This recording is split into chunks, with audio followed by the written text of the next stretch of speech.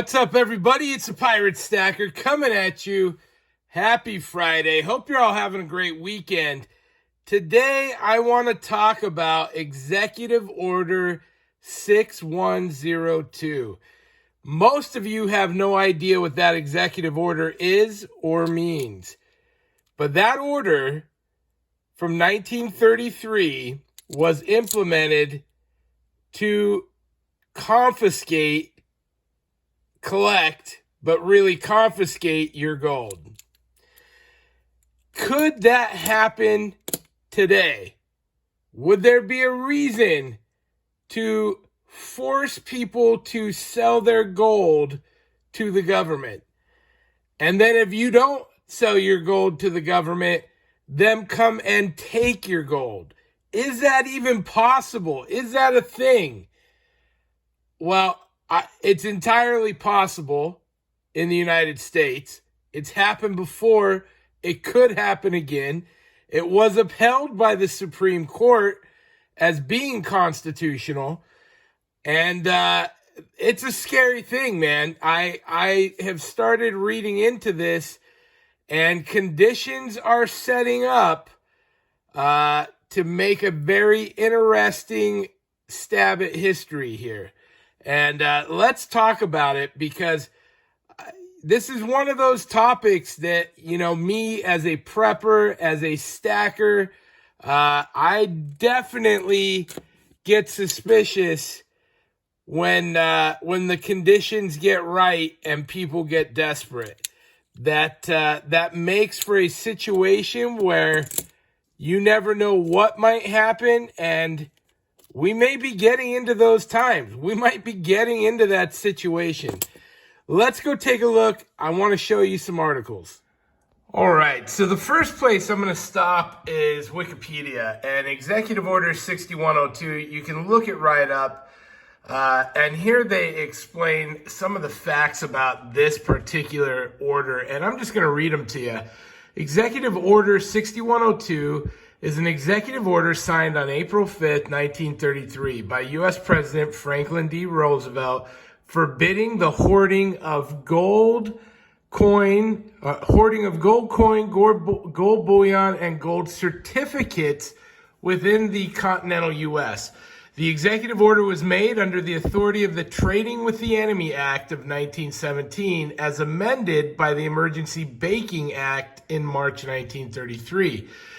It was later repealed, so it literally made owning gold illegal, and wasn't repealed until 1974, guys, by Gerald Ford. Literally, that stood for 41 years. Bonkers, totally bonkers. We jump down here at rationale. They give a little explanation. The stated reason for the order was the hard times it caused hoarding of gold, stalling economic growth, and worsening the Depression, as the U.S. was then using the gold standard for the currency. On April 6, 1933, the New York Times wrote, under the headline, Hoarding of Gold, the executive order issued by the president yesterday amplifies and particularizes his earlier warnings against hoarding. On March 6, taking advantage of a wartime statute that had not been repealed, he issued Presidential Proclamation 2039 that forbade the hoarding of gold or silver coin or bullion or currency under penalty of $10,000 fine or 10 years imprisonment or both. The main rationale behind the order was actually to remove the constraint on the Federal Reserve, preventing it from increasing the money supply during the Depression.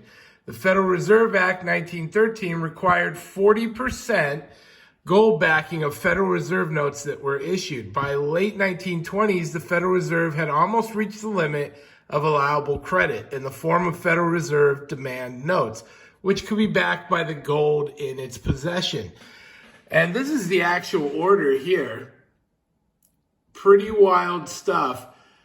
Now, let me break this down to more simpler terms. Back then, we were on the gold standard. We're in a depression. people are hoarding their money because, well, their gold, because it is money and it was all they had. And the government comes along and says, we need to stimulate the economy. We're in a depression. We need you guys to be spending more money. So we're going to take your gold so you can't hoard it anymore. And in place of that, we're going to give you US dollars. And you're going to have US dollars, so go spend them. And what they did was they gave people for 1 ounce of gold. And you think your certificates are fine, gold bullion, gold coin, and gold certificates. Your stock papers, your paper gold, your paper silver is not safe. That was included in this. And basically, here's the cash, go move it amongst our stuff. Now listen to me, I bring this up because there's a couple of things super sketchy. And again, this is relevant to today, so stay with me because I have some food for thought here. What ends up happening is they buy your gold, they force you to sell it. They make it illegal to hold it. Force you to sell it to them for $20.67 an ounce. $20.67 an ounce. Boom, you can't have gold anymore. Here's your $20 an ounce. Now, right after the little grace period, the buying grace period of, hey, here's your stuff, they raised the value of gold from $20.67 to $35. And let me find it in here. This stuff is all, you can look this up anywhere. But in any case, they raise it to $35. Here we go. The price of gold from the Treasury for international transactions was then raised by the Gold Reserve Act to $35 an ounce. The resulting profit that the government realized funded the Exchange Stabilization Fund established by the 1934 Gold Reserve Act. What does that mean? Well, one, they screwed people, without a doubt. Here, we're going to buy it at half the price of it. And I bring this up because right now we are in a position in our country where they are most certainly trying to move the system to a new monetary system. And with that comes the need of capital. But not only capital, they need to get you to spend their money. Well, what's an easy way to do that? They take away your money and they replace it with their money. And we know right now governments are hoarding gold like it's nobody's business. Right now that is happening. It is worldwide. It is every government, including our own, that is hoarding gold. And is that the start of a revaluation period? Is that a start of other things to come? We know we're heading into a recession. We're in a recession. I think we head into a depression because we're at war. The government spending is nonstop. If we think that they can't enact something like this again, you are sadly mistaken. The government can do whatever they want. And if they see an opportunity where the cost of gold is going to skyrocket, trust me, they'll be in front of that to make maximum profits. The government wants full control. Look, I'm not here to be a conspiracy theorist. I'm not here to do any of that stuff. I'm just saying things are lining up in a scary way to past history. And it's not just the U.S. that took away gold. Numerous other countries, in fact, most, have gone and required people to turn in their gold at one time or another. It's a part of history. It really is. This is another article, and there's a ton of articles, a dangerous precedent, Executive Order 6102. And this one's nice because it puts it in simple terms so you can understand. And it's one of those things. They ultimately, their excuse for this was that hoarding gold contributed to economic stagnation.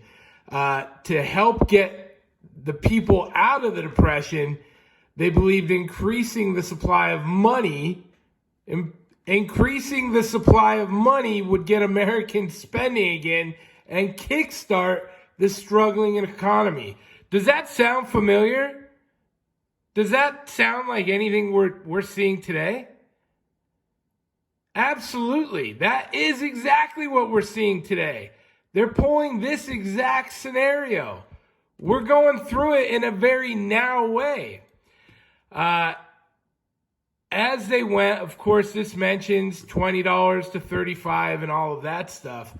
And, it's sketchy at best. I'm telling you guys, there is a lot of similarity to now and back then. And when war occurs, it's basically everything's off the table. What we thought we knew or could happen or would happen, you just don't know. And at a wartime, which we currently are in, it's sketchy. It's sketchy. Right here, period. Out of control spending, historic national debt, and rampant inflation should serve as an early warning sign for anyone investing in precious metals. And we know that, right? Yeah, this situation shouldn't frighten you, but inspire you to prepare by taking the right steps to ensure your gold is protected. How do you protect your gold against this? They don't think that they will come after numismatic coins, but more so the low-hanging fruit, which is your bulk bullion. Your paper gold would be another thing. And here it talks about, is it unconstitutional? Well, they fought it, but the Supreme Court, they held up the government's right to get that. Now, here's what's crazy. Let me just tell you this here. Another controversial aspect of the executive order was how harsh the penalties could be for hoarding gold. People face fines of $10,000 up to 10 years in prison or both.